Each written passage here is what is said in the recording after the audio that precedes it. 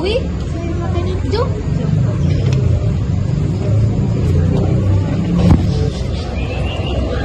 Weh, jom makan.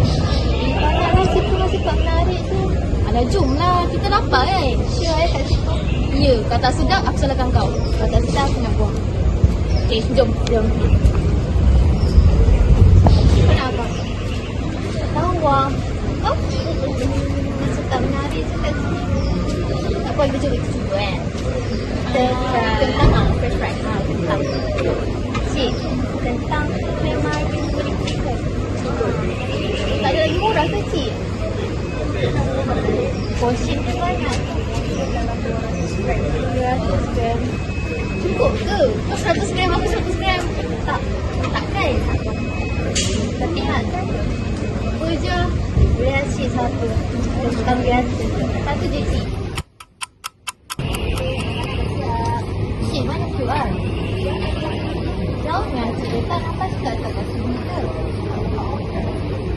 Asyik letak sini tak?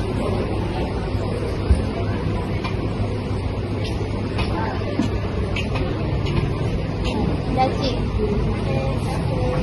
Dah lama. Weh, makan lah. Saya korang tak makan ni. Dah boleh lah. Kalau tak makan. Sedap lah. Dah sedap je. Semua ada si. Weh, siapa tengok? Orang boleh. Dia ada je. Apa nak pelik? Orang bandar kan? Betul dah. Sebab tu lah kita kena belajar etika dan keadaban juga.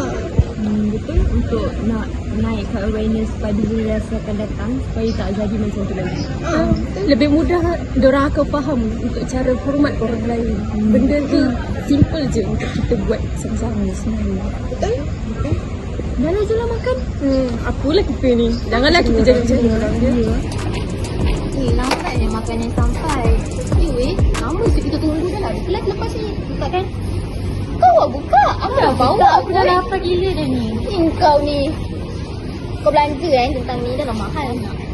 Asal tak? Ya, cik tu macam tak masalah. Tak. Mana Bibi?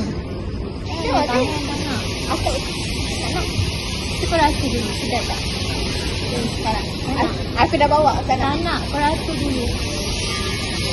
Kalau tak sedap, kau bayar. Tak nak. Rasa dulu.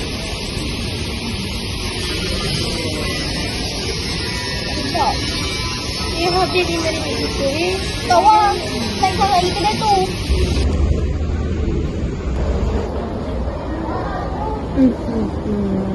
Apa ni nak jadi orang gila. Sebab itulah kita kena belajar kehayatan etika. Kalau tak, jadi macam tu lah.